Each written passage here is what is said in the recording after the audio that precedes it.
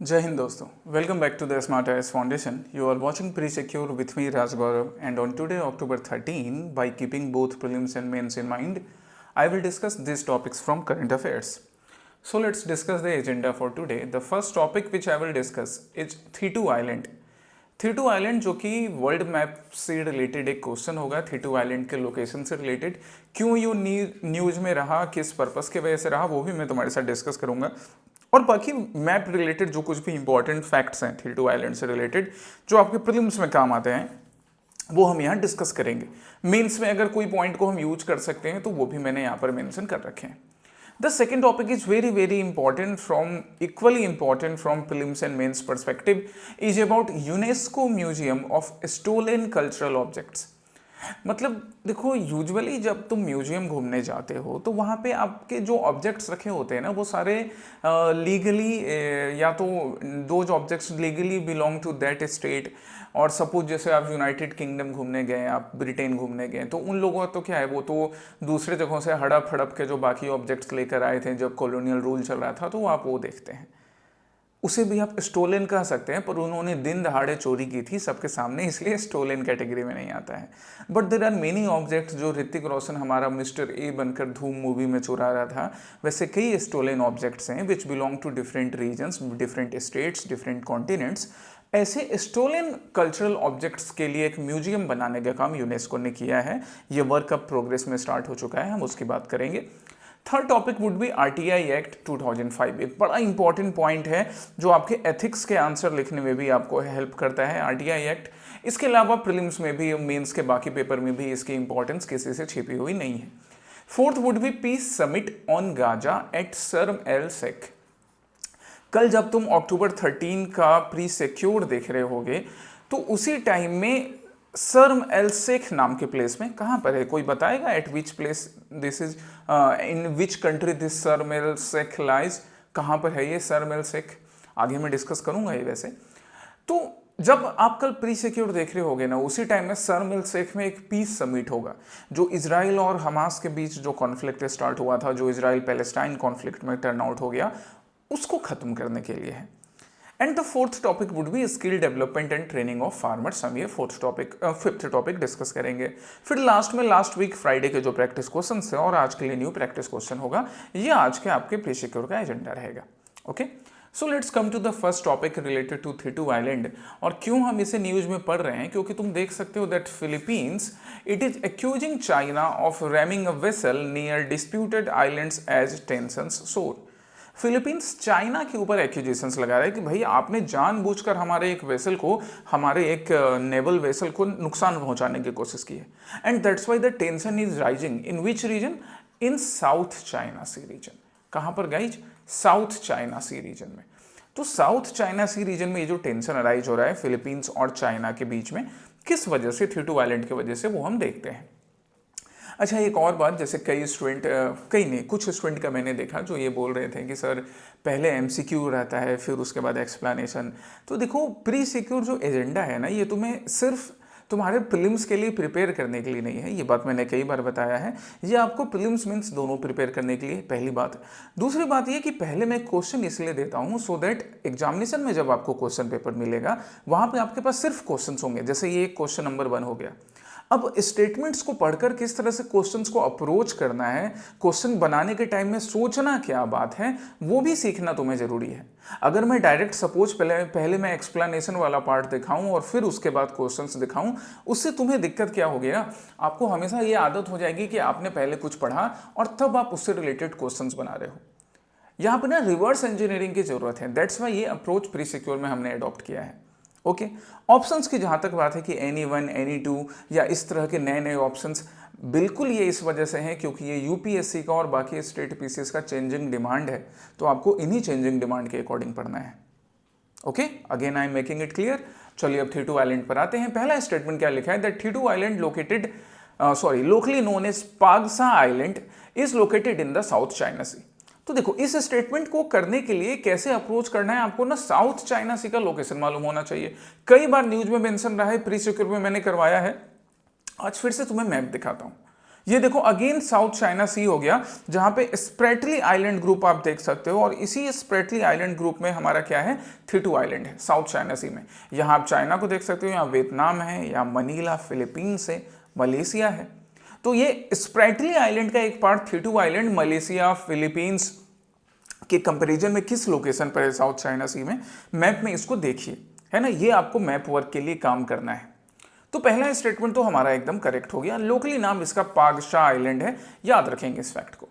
Second, it is administered by China following a storm on the island in 1971। The island was seized by Chinese from Philippines. Actually wrong. देखने में ये चीज तुम्हें भरोसा जल्दी हो जाएगा ऐसे स्टेटमेंट का, इसलिए पहले ऐसे स्टेटमेंट को समझो। ये स्टेटमेंट क्या बोल रहा है कि चाइनीज ने ये सीज कर लिया था फिलीपींस से। ऑब्वियसली चाइनीज मिलिट्री पावर की बात करें तो फिलीपींस का कंपैरिजन में बड़ी है, बट एक्चुअली में इसका उल्टा हुआ था। 1971 में एक स्टॉर्म के बाद ये थीटू आइलैंड पे एक स्टॉर्म आया, और उसके बाद फिलीपींस अथॉरिटी ने चाइनीज से ये वाला आइलैंड का एरिया छीन लिया था। सो सेकेंड स्टेटमेंट रॉन्ग हो गया, ठीक है। Actually it is seized by the Philippines from the Chinese, right. Third statement, it is the second largest of the naturally occurring islands in the Spratly island group. अभी मैंने तुम्हें Spratly island group South China Sea में दिखाया, उसका second largest है ये क्या, बिल्कुल सही है, ये फैक्ट एकदम करेक्ट, उससे रिलेटेबल होता है। तो कितने स्टेटमेंट करेक्ट हैं, हाउ मेनी मतलब 1 और 3, ये 2 स्टेटमेंट करेक्ट हैं। आंसर क्या होगा, any 2। Okay, now come to more detail. Again इस मैप को ध्यान से देखिए, ये आपके लिए नोट्स में अटैच रहेगा ये। अब थीटू आइलैंड की बात करते हैं तो उसका लोकल नाम पांगसा आइलैंड। ऐसे फैक्ट्स याद रखिएगा, ये प्रीलिम्स में काम आता है। सेकंड लार्जेस्ट है स्प्रेटले आइलैंड ग्रुप का, कहां पर लोकेटेड है, साउथ चाइना सी में लोकेटेड है। हम इसके बारे में बात करें तो 1971 में एक स्टॉर्म आता है ना, साउथ चाइना सी में लोकेटेड है, पैसिफिक रिंग ऑफ फायर वाले रीजन में पड़ता है। तो यहाँ पे पैसिफिक रिंग ऑफ फायर वाले रीजन में पड़ता है, तो यहाँ वोल्केनिक इरप्शन और अर्थक्वेक वाली एक्टिविटी, सिस्मिक एक्टिविटी तो कॉमन है ही, साथ ही साथ कई बार यहाँ पे साइक्लोनिक इवेंट्स भी काफ़ी कॉमन पाए जाते हैं। ऐसा ही एक साइक्लोन 1971 में होता है, and after that island was seized by Philippines from the Republic of China. China से सीज छीन लिया था फिलीपींस ने। अभी अगर बात करें तो ये जो स्प्रेटली आइलैंड ग्रुप है ना, यहाँ पे बाकी सारे के सारे आइलैंड, जो भी थोड़े बहुत आइलैंड बचे हैं, वो एक्चुअली में मिलिट्री पर्सनल यूज करते हैं, but this is the only one permanent civilian settlement. ये जो थीटू आइलैंड है, ये इकलौता सिविलियन सेटलमेंट है जो स्प्रेटली आइलैंड ग्रुप में पड़ता है। ये सारी बात ना आप अपने मेंस के आंसर्स में वैल्यू एडिशन में कर सकते हो, ध्यान देने के लिए कर सकते हो, समझने के लिए कि क्या स्ट्रेटेजिक लोकेशन है। जहाँ तक हम साउथ चाइना सी की बात करें तो ये जो साउथ चाइना सी वाला पार्ट है, जिसके पूरे ऊपर चाइना अपना अधिकार जमाने की कोशिश करता है, it actually holds value of more than 3 trillion of annual ship borne trade. मतलब काफ़ी बढ़िया ट्रेड इस रास्ते से गुजरता है, and that's why China try to occupy और China try to exercise his rights. Otherwise ये रीजन डिस्प्यूटेड तो है ही, Brunei, Indonesia, Malaysia, Philippines, Vietnam, इन सब के बीच में, ठीक है। Come to the next topic. Next topic is related to Museum of Stolen Cultural Objects. Indian express ने बड़े अच्छे से इस आर्टिकल को कवर किया, बाकी भी न्यूज़पेपर में है, that why UNESCO's new virtual museum of stolen cultural object matters. अब यहाँ पे ना इस न्यूज़पेपर की कटिंग ही बहुत इंपॉर्टेंट है, ध्यान दो इस चीज़ पर। ये जो स्टोलन ऑब्जेक्ट का म्यूजियम है, ये वर्चुअल म्यूजियम है, मतलब इसका कोई फिजिकल लोकेशन नहीं है कि ये जो म्यूजियम होगा ये न्यू दिल्ली में लोकेटेड है, ये जो म्यूजियम है ये बार्सिलोना में लोकेटेड है, वाशिंगटन में लोकेटेड है, कहीं नहीं, वर्चुअल म्यूजियम है। मतलब एक डिजिटल प्लेटफॉर्म क्रिएट किया जाएगा, उस डिजिटल प्लेटफॉर्म पे आप ये स्टोलन ऑब्जेक्ट से रिलेटेड इन्फॉर्मेशन देख सकते हो। इनका AI जनरेटेड इमेज बनाया जाएगा, वीडियो बनाया जाएगा, आप उसको एक्सेस कर सकते हो। अभी पब्लिकली पूरी तरह से अवेलेबल नहीं हुआ है, अभी ये वर्किंग के स्टेज में है, धीरे धीरे डेवलपमेंट हो रहा है ना। ये वर्चुअल म्यूजियम है, याद रखिएगा। ये साइंस एंड टेक के लिए भी आपके काम आ जाएगा, साइंस एंड टेक्नोलॉजी के डेवलपमेंट के लिए, ठीक है। उसको तुम यूनेस्को से कनेक्ट कर रहे हो, मतलब GS paper 1 is being connected to GS paper 3, right. चलिए अब क्वेश्चन पढ़ाते हैं। तो पहला स्टेटमेंट क्या बोल रहा है, it was launch during the Mondiacult 2025 held in Spain. एकदम सही है, ये भी करंट का एक इवेंट है कि अभी मोंडिया कल्ट का मतलब क्या होता है, world conference on cultural policies and sustainable development. ये यूनेस्को का ही एक कॉन्फ्रेंस है, काफ़ी पुराना कॉन्फ्रेंस चला आ रहा है, जो कि अभी रिसेंटली कहाँ पर हुआ, स्पेन में हुआ। वहीं पर यह डिसाइड किया गया दैट यूनेस्को एक वर्चुअल म्यूजियम स्टार्ट करेगा स्टोलन कल्चरल ऑब्जेक्ट्स का। पहला स्टेटमेंट करेक्ट। सेकंड क्या, it is an innovative digital platform. अभी मैंने न्यूज़पेपर की क्लिपिंग में दिखाया, ये सारी चीज़ें बहुत इंपॉर्टेंट है। जब भी प्रीलिम्स में आपके सामने क्वेश्चंस आए तो आपने ध्यान दो एक एक कीवर्ड पे, इसलिए क्वेश्चन में पहले दिखाता हूं कि कीवर्ड्स पे ध्यान देना सीखो।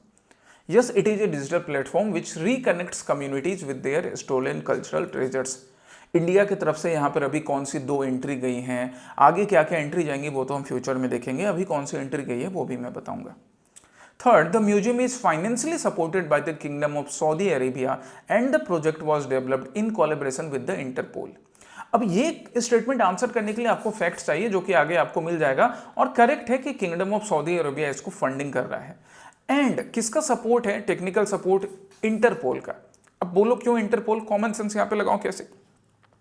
Because Interpol is the agency जो कि वर्ल्ड लेवल पे जो भी ऑब्जेक्ट्स होते हैं जो कल्चरल वैल्यू के होते हैं या बाकी स्ट्रेटेजिक वैल्यू के होते हैं, अगर चुराए गए हैं तो इंटरपोल वैसे रिलेटेड केसेस को देखती है। तुमने कई मूवीज में, हॉलीवुड की मूवीज में देखा होगा ऐसा। सो इंटरपोल के भी साथ को लेकर और सऊदी अरेबिया से फंडिंग लेकर इस प्रोजेक्ट को डेवलप किया जा रहा है।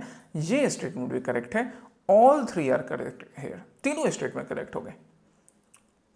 ठीक है, चलिए अब हम वर्चुअल म्यूजियम के बारे में पढ़ते हैं। ये उसका डिजाइन है, ये वर्चुअल म्यूजियम का ना डिजाइन है, ऑनलाइन डिजाइन है।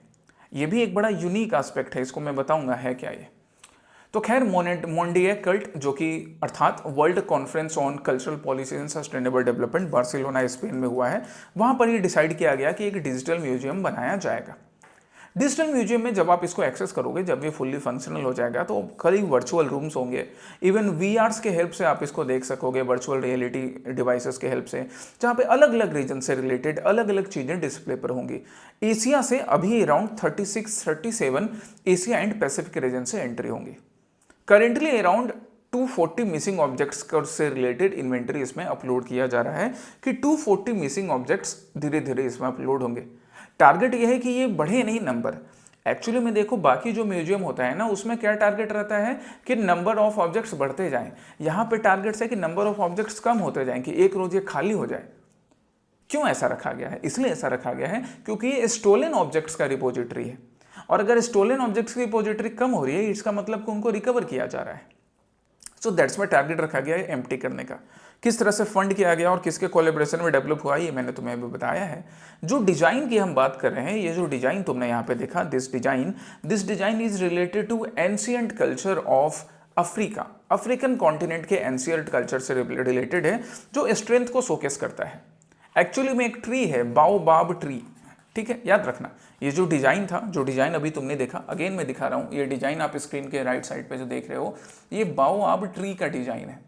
So this baobab tree design is the design chosen for this virtual museum of UNESCO.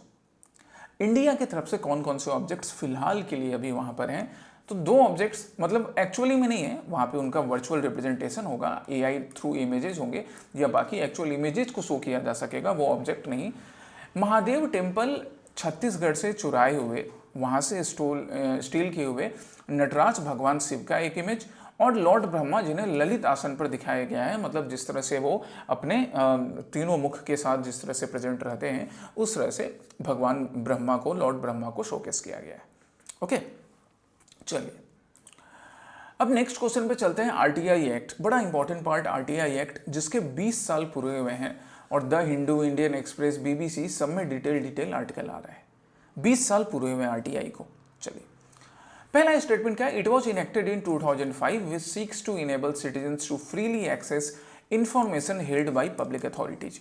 इससे रिलेटेड क्वेश्चन ना तुम अपकमिंग मेंस और प्रीलिम्स में जरूर एक्सपेक्ट कर सकते हो। ठीक है, 20 साल पूरे हो रहे हैं इसके। तो पहला स्टेटमेंट बिल्कुल करेक्ट है, ये बनाया गया था 2005 में, सो दैट पब्लिक को फ्री एक्सेस मिल सके डिफरेंट इंफॉर्मेशन का। कहां से? पब्लिक अथॉरिटीज से।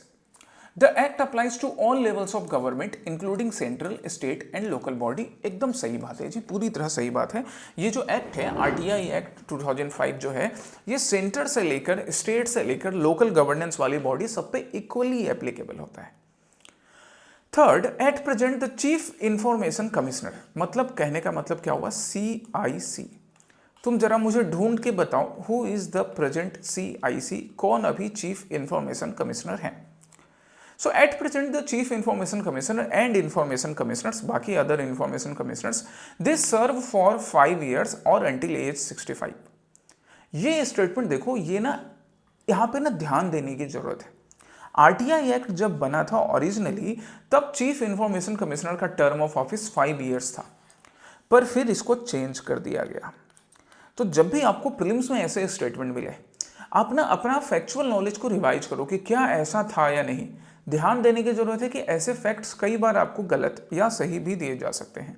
एज सही है पर टर्म ऑफ ऑफिस गलत है। अभी प्रेजेंट में टर्म ऑफ ऑफिस 3 ईयर्स है 2019 के अमेंडमेंट के बाद, वो आगे डिस्कस करूंगा मैं।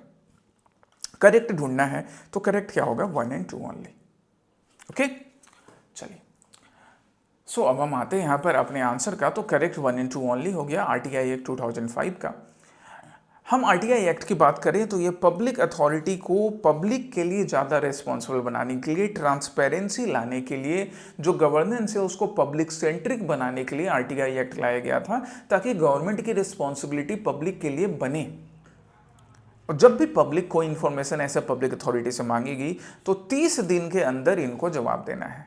एक और पॉइंट है, एक बड़ा इंपॉर्टेंट पॉइंट है कि if the matter is related to petitioner's life and dignity, अगर किसी मैटर पे किसी पिटिशनर ने इंफॉर्मेशन मांगा जो उसके जिंदगी से, उसके डिग्निटी से रिलेटेड है, उसके लिबर्टी से रिलेटेड है, तो 48 घंटे के अंदर जवाब देना होगा।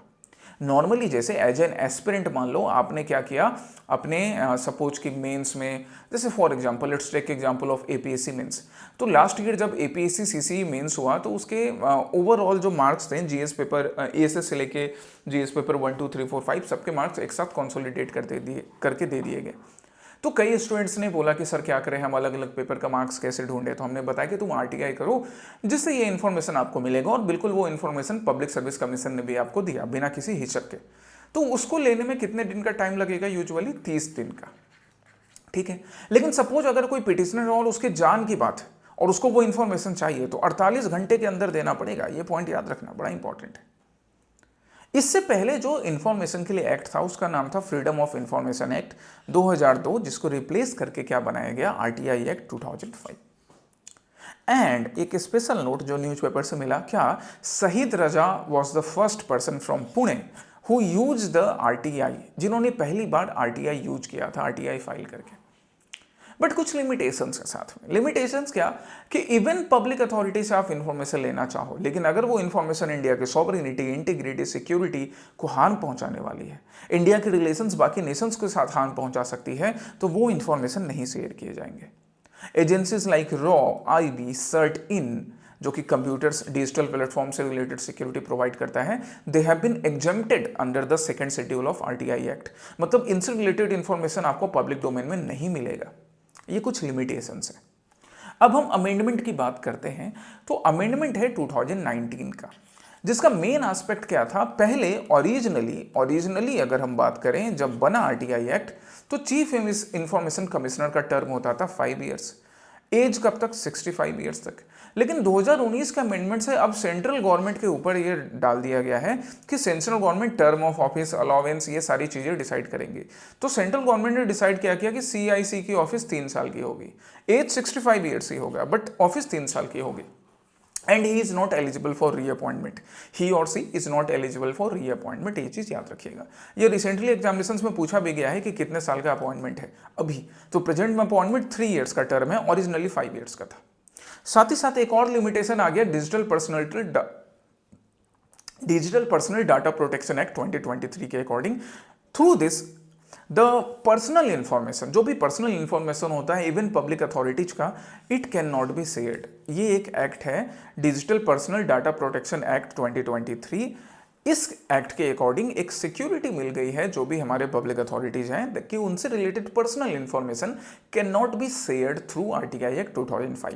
वैसे ये सही नेसेसरी सेफ्टी है कि हमारे जो पब्लिक ऑफिशियल्स भी हैं उनकी भी अपनी पर्सनल लाइफ होती है, and that personal life, that personal information should not be being shared in the public. वैसा नहीं होना चाहिए, इस चीज को ध्यान रखा गया है digital personal data protection act 2023 के according. Okay, the next topic is related to the peace summit on Gaza. Donald Trump चचा जो थे उन्होंने नोबेल पीस प्राइज पाने के लिए खूब बड़बोलापन किया। अभी भी जब नोबेल पीस प्राइज अनाउंस हो चुका है, अच्छा किनको मिला है नोबेल पीस प्राइज इस साल का? इस साल का जो नोबेल पीस प्राइज मिला है वो किन्हें मिला है, तुम मुझे कमेंट सेक्शन में बताओ। नोबेल प्राइज से रिलेटेड डिटेल्स मैं तुमको प्री सिक्योर में समझा चुका हूं। पीस प्राइज किनको मिला है ये तुम मुझे बताओगे। तो पीस प्राइज मिला जिनको, उसके बाद भी चचा डोनाल्ड चचा जो थे वो प्रेस कॉन्फ्रेंस कर रहे हैं, बोल रहे हैं कि अरे उन्होंने तो बोला कि आप ले लो। मतलब इतना बड़बोले हैं, क्या बोले, अमेरिका के हिस्ट्री में बड़बोलों को क्रॉस कर दिया है इन्होंने। खैर, गाजा पीस समिट ये किसी तरह इजराइल और जो पैलेस्टीनियन अथॉरिटी हैं या फिर गाजा के अथॉरिटी हैं उनको साथ में लाकर, कहाँ पर, शर्म अल शेख में लाकर साथ में, कल जब आप प्री सिक्योर देखोगे अक्टूबर 13 के टाइम में एक पीस समिट साइन करवाने वाले हैं। पर बड़ी रोचक बात है उसमें, मैं तुम्हें दिखाऊंगा भी क्या क्या रोचक बात है। फिलहाल हम इससे रिलेटेड स्टेटमेंट्स देखते हैं। पहला statement, the summit will be co-hosted by Egyptian president Abd Fattah al Sisi and US president Donald Trump चचा। एकदम करेक्ट है, डोनाल्ड ट्रंप चचा और Egyptian president Abdel Fattah al CC दोनों इसको को होस्ट करेंगे, क्योंकि ये जो हमारा शर्म एल शेख है वो कहाँ पड़ता है, इजिप्ट में पड़ता है। आंसर मिल गया। It is to discuss the cease fire deal between Israel and Hamas, brokered mainly by the negotiation from the US, Egypt and Qatar. Yes, correct. Third, Sharm el Sheikh is an Egyptian city located on the northern tip of Sinai Peninsula. अब ऐसे statement को answer करने के लिए आपको map की जरूरत होनी चाहिए। एंड सो पहले मैप देखिए। तो जब हम मैप देखते हैं तो यहाँ पर क्या देखते हैं, ये आपको इजिप्ट वाला पार्ट दिख रहा है, इसको हम सिनाई पेनिनसुला बोलते हैं। और सिनाई पेनिनसुला के सदर्न टिप पर है, साउथ वाले पार्ट पर है शर्म एल शेख। ये कौन सा पार्ट हो गया, साउथ वाला पार्ट हो गया ना। यहाँ पे कौन सा सी है, रेड सी है, ये भी देख लो। सऊदी अरबिया के कंपैरिजन में इसका लोकेशन क्या है वो भी देखिए। स्ट्रेट ऑफ टिरान पास हो रहा है, ये भी ध्यान रखिए। रुको मैं सारा इंक क्लियर कर देता हूँ। ये कैसे,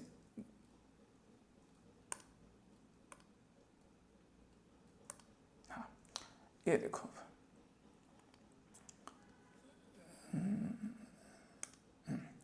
स्ट्रेट ऑफ टिरान है ना, स्ट्रेट ऑफ टिरान शर्म एल शेख से होकर कि उसके पास से होकर गुजरेगा। रेड सी है यहाँ है ना, गल्फ ऑफ अकाबा है यहाँ, और सिनाई पेनिनसुला के सदर्न पार्ट पर शर्म एल शेख पड़ता है। उसका ज़्यादा डिटेल मैप यहाँ पर है, बट इस मैप से भी आपका काम चल जाएगा। सो अगर हम अपने स्टेटमेंट की बात करें तो हमारा थर्ड स्टेटमेंट क्या हो गया, रॉन्ग हो गया। नॉर्दर्न पार्ट पे नहीं सदर्न पार्ट पर है। करेक्ट ढूंढना है, आंसर क्या होगा, 1 और 2 ओनली। ओके चलिए, सो पीस समिट अक्टूबर 13 को ये पीस समिट साइन होने वाला है। इस पीस समिट के अकॉर्डिंग इजराइल और हमास के बीच, इजराइल पैलेस्टाइन के बीच जो भी कॉन्फ्लिक्ट हो रहे थे उसको खत्म करने की कोशिश की जाएगी। यूएस, इजिप्ट एंड कतर ने मिलकर ये फाइनल पीस समिट लाने का काम किया है। समिट में इजरायली ट्रूप विड्रॉ करेगी गाजा से, ये भी मेंशन है। हमास हमास जो ग्रुप है उसने जितने भी इजरायली होस्टेजेस को जिंदा या मुर्दा हालात में रखा है उनको रिलीज करेंगे। ये तो बिल्कुल करना चाहिए, ह्यूमैनिटेरियन ग्राउंड पे कर देना चाहिए, बट क्या कहें। एंड जो ये पीस समिट है, सिंस बहुत बड़ा इवेंट है, वर्ल्ड वॉर 3 की तरफ जा रहा था ये कॉन्फ्लिक्ट, अब उसको खत्म किया जाएगा। So Donald Trump really this effort is commendable, लेकिन बड़बोलापन दिखाना वो गलत बात है उनकी। सो अराउंड 20 वर्ल्ड लीडर इसके लिए इन्वाइटेड थे, जिसमें हमारे honourable prime minister Shri Narendra Modi ji भी थे। हालांकि उनके बाकी कमिटमेंट्स के वजह से वो वहां नहीं जा सकेंगे, इसलिए minister of state of external affairs Kirti Vardhan Singh ji को इंडिया की तरफ से रिप्रेजेंटेटिव के फॉर्म में भेजा गया है। अब ये पीस समिट कितनी सक्सेसफुल होगी देखो, उस पर एक बड़ा क्वेश्चन मार्क है। क्यों है क्वेश्चन मार्क, क्योंकि ना तो इजरायली प्राइम मिनिस्टर, ना ही हमास के रिप्रेजेंटेटिव, ना ही पैलेस्टाइन अथॉरिटी इस समिट को अटेंड कर रहे हैं अभी तक जो इन्फॉर्मेशन है। अब कल सुबह इनका मन बदल गया तो ये अटेंड कर लेंगे, बट अभी तक फिलहाल अटेंड नहीं करने का कंफर्मेशन दिया इन्होंने। देखते हैं फिर कितना सक्सेसफुल होता है। जरा शर्म एल शेख की बात कर लें तो सबसे पहले इन पिक्चर्स को देखो। शर्म एल शेख अपने टूरिस्ट लोकेशन के लिए भी जाना जाता है, आप इस पिक्चर से अंदाजा लगा सकते हैं। चलिए, सदर्न टिप में पड़ता है सिनाई पेनिनसुला के, ये हम देख चुके हैं, रेड सी के पास एशिया में। हॉलीडे रिजॉर्ट्स के लिए फेमस है। इसके अलावा इसको सिटी ऑफ पीस भी बोलते हैं। Why? Because there are many such international peace conferences which have been held in this place, including the recent peace summit related to Gaza conflict. ठीक है, इसलिए सिटी ऑफ पीस के नाम से भी शर्म एल शेख को याद रखा जाता है। Now the next question, last but not the least, related to skill development and training of farmers. PIB में एक बड़ा अच्छा अपडेट आया था related to skill development training of farmers, जिसमें अलग अलग इनिशिएटिव्स का मेंशंस था। तो मैंने आपके लिए दो इनिशिएटिव इंपॉर्टेंट जो है निकाले हैं, क्योंकि ये अलग अलग टाइम पर भी मैंने कभी अगस्त सितंबर में देखा कि ये पीआईबी में और बाकी न्यूज़पेपर में मेंशन थे, तो यहाँ से मैंने इन दोनों को उठाया। अब इन पे क्वेश्चंस बनाएंगे। ठीक है, पहला स्टेटमेंट क्या? पहला स्टेटमेंट है कृषि विज्ञान केंद्र से रिलेटेड, जो फार्मर्स के स्किल डेवलपमेंट ट्रेनिंग से है, is associated with local agricultural university and serve as a link between ICAR, Indian Council of Agricultural Research and farmers to apply agricultural research in practical localize setting. कहने का मतलब कि कृषि विज्ञान केंद्र वैसे सेंटर्स होंगे जो Indian Council of Agricultural research का रिसर्च नॉलेज फार्मर्स के लिए अवेलेबल करवाएगा सिंपल मैनर्स में, ताकि वो जो रिसर्च बेस्ड नॉलेज है वो फार्मर्स को अवेलेबल हो सके और फार्मर्स उनका इस्तेमाल कर सके, है ना, अपने लाइफ में पॉजिटिव चेंज के लिए, एग्रीकल्चरल प्रोडक्टिविटी को बढ़ाने के लिए। पहला स्टेटमेंट बिल्कुल सही है, कहीं गलती की गुंजाइश नहीं है। दूसरा क्या है, आत्मा स्कीम के बारे में। अब ये डराने वाली आत्मा नहीं है, तुम मत डर जाना कि अरे सर आत्मा, भूत, प्रेत, पिशाच, इनके बारे में, स्त्री के बारे में क्यों बात कर रहे हैं सर? ये स्त्री वो वाली स्त्री है, मैडॉक फिल्म वाली स्त्री, बाकी स्त्री लोग माइंड मत करना। वैसे पुरुष हो या स्त्री, सबको तो वो मैडॉक फिल्म की स्त्री पसंद आई थी ना, वो स्त्री का लाना। चलिए हम आज इस स्त्री की बात करते हैं, एक्चुअली इस आत्मा की बात करते हैं। Agricultural technology management agency is a centrally sponsored scheme to support state government's effort related to agriculture। Correct correct correct, याद रखना इसको कि आत्मा जो है वो एक सेंट्रली स्पॉन्सर्ड स्कीम है। अब सेंट्रली स्पॉन्सर्ड स्कीम में देखो क्या होता है, केंद्र सरकार, सेंट्रल गवर्नमेंट भी पैसा देती है, स्टेट गवर्नमेंट भी पैसा देती है। तो तुम ऐसे याद रखना कि केंद्र सरकार, सेंट्रल गवर्नमेंट और स्टेट गवर्नमेंट दोनों की आत्मा मिलकर आत्मा स्कीम बनी है। हो गया तुम्हारा काम सेंट्रली स्पॉन्सर्ड स्कीम याद रखने का, हुआ कि नहीं? ऐसे ही ऐसे ट्रिक समझने हैं हमें सिर्फ क्वेश्चन के स्टेटमेंट को देखकर कि सेंट्रल गवर्नमेंट की आत्मा, स्टेट गवर्नमेंट की आत्मा, दोनों की आत्मा मिलेगी, आत्मा स्कीम का काम हो जाएगा। That's why centrally sponsored scheme है। चलो दोनों स्टेटमेंट करेक्ट, बुझे? चलिए कृषि विज्ञान केंद्र की बात करें तो कृषि विज्ञान केंद्र एग्रीकल्चरल एक्सटेंशन की बात है, तुम्हें मैं समझा चुका हूं। आईसीएआर के रिसर्च नॉलेज को फार्मर्स को अवेलेबल करवाना, ये कृषि विज्ञान केंद्र का पर्पस है। They fall under the jurisdiction of 11 agricultural technology application research institute, जो आईसीएआर के साथ मिलकर काम करते हैं। 1973 में मेहता कमेटी के रिकमेंडेशन पे कृषि विज्ञान केंद्र को बनाया गया था, और जो पहला कृषि विज्ञान केंद्र बना वो कहाँ बना? पौंडीचेरी में। याद रखना, ये बड़ा अच्छा फैक्ट है, ये बड़ा अच्छा फैक्ट है। ठीक है, अभी प्रेजेंट में हम बात करें तो अराउंड 731 कृषि विज्ञान केंद्र इंडिया के अलग अलग प्लेसेस पर है। आत्मा स्कीम की बात करें तो सेंट्रल गवर्नमेंट और स्टेट गवर्नमेंट दोनों की आत्मा है, इसलिए इसको सेंट्रली स्पॉन्सर्ड स्कीम बोलते हैं। मतलब दोनों फंड करेगा, सेंट्रल गवर्नमेंट भी, स्टेट गवर्नमेंट भी। किस चीज के लिए भाई? तो it would support state extension programs for extension reforms, popularly known as ATMA scheme, under implementation since 2005। कहने का मतलब कि स्टेट गवर्नमेंट के जो भी एफर्ट्स हैं एग्रीकल्चर से रिलेटेड जो भी एलाइड एक्टिविटीज हैं, वो उन सब में स्टेट गवर्नमेंट को सपोर्ट करने का काम सेंट्रल गवर्नमेंट करती है। कब से ऑपरेशन में है? 2005 से। तो अगर मान लो स्टेट गवर्नमेंट फार्मर्स को पेस्टिसाइड से रिलेटेड अवेयरनेस प्रोग्राम चला रही है, उनको सॉइल मैपिंग के बारे में सिखा रही है, सॉइल की क्वालिटी चेक करने के बारे में सिखा रही है, तो सेंट्रल गवर्नमेंट अपने तरफ से जो कुछ भी सपोर्ट हो सकेगा, फाइनेंशियल सपोर्ट हो सकेगा, रिसर्च बेस्ड फाइनेंशियल सपोर्ट हो सकेगा, जो कुछ भी होगा वो सपोर्ट करवाने का काम करेगी आत्मा स्कीम के थ्रू। कब से काम ये चल रहा है? 2005 से। मतलब आत्मा पुरानी है, 20 साल हो चुका है इस आत्मा को। ठीक है, अब प्रैक्टिस क्वेश्चन पर आते हैं। तो कल का जो प्रैक्टिस क्वेश्चन, कल मीन्स लास्ट फ्राइडे का, प्री सिक्योर का सेशन मंडे टू फ्राइडे है, तो लास्ट फ्राइडे का जो आपका प्रैक्टिस सेशन था उसका पहला क्वेश्चन था 2025 TN2 के नाम से। तो ये है क्या भैया? ये एक एस्टेरॉयड है जो कि अर्थ के पास से गुजरने वाला है। So 2025 TN2 is actually an asteroid which will pass by earth, पर अर्थ से थोड़ा दूर से गुजरेगा। मतलब हमारी जो प्यारी धरती में है इससे दूर से गुजरेगा। हमें इसको लेकर परेशान होने की जरूरत नहीं है। तुम ये मत सोचना कि सर अगर ये एस्ट्रॉइड टकरा गया तो अगले साल तो सिविल सर्विसेज का एग्जाम नहीं होगा तो हम पढ़ना छोड़ देते हैं। ऐसा बिल्कुल नहीं है, बिल्कुल पढ़ाई करते रहो, अर्थ से टकराने वाला नहीं है। दूसरा स्टेटमेंट गलत हो गया, इनकरेक्ट ढूंढना था, आंसर क्या होगा? बी। बुझे? सेकेंड क्या था? Nominal GDP. तो नॉमिनल जीडीपी देखो क्या है, nominal GDP is just the total value of finished good and services at current market price without adjusting for inflation. इसलिए nominal GDP actual measure consider नहीं किया जा सकता कि आप अपने कंट्री के जो ओवरऑल प्रोडक्शन है उसको मेजर कर सके, ग्रॉस डोमेस्टिक प्रोडक्ट को मेजर कर सके, क्योंकि इन्फ्लेशन एडजस्ट नहीं किया जाता है। अब जब इन्फ्लेशन एडजस्ट नहीं किया जाएगा तो एक्चुअली में प्रोडक्शन बढ़ा है या बस प्राइस राइज हो रखा है इन्फ्लेशन की वजह से, वो कैसे मालूम पड़ेगा। इसलिए हम किसका यूज करते हैं, नॉमिनल से बेहतर कौन सा मीडियम है, इससे बेटर कौन सा है, रियल जीडीपी। पहला स्टेटमेंट क्या, it measures a countries economy output at current market price. एकदम सही है, करंट मार्केट प्राइस पे कंट्री के इकोनॉमी को मेजर करने का काम करता है, but not after adjusting inflation. Inflation adjust करने का काम रियल जीडीपी में होगा, नॉमिनल जीडीपी में नहीं। सो 2 इज रॉन्ग, करेक्ट ढूंढना है, A only is the answer. बुझे। अब आपके लिए आज का पहला प्रैक्टिस क्वेश्चन है नॉर्थ डरफार से रिलेटेड। ये वर्ल्ड में बेस्ट एक इवेंट है जो कि न्यूज में था, तो आपको जानना चाहिए, आप ढूंढोगे और आंसर करोगे। दूसरा क्वेश्चन है यूनेस्को से रिलेटेड। आज भी हमने यूनेस्को का एक वर्चुअल म्यूजियम का बात किया लॉस्ट ऑब्जेक्ट से रिलेटेड, तो आप यूनेस्को रिलेटेड इस क्वेश्चन का आंसर करोगे। ये दोनों आपके आज के प्रैक्टिस क्वेश्चंस हो गए। कल की प्री सिक्योर के सेशन में फिर हम लोग नेक्स्ट टॉपिक्स के साथ मिलेंगे। Till then take care, study well, revise properly. जय हिंद।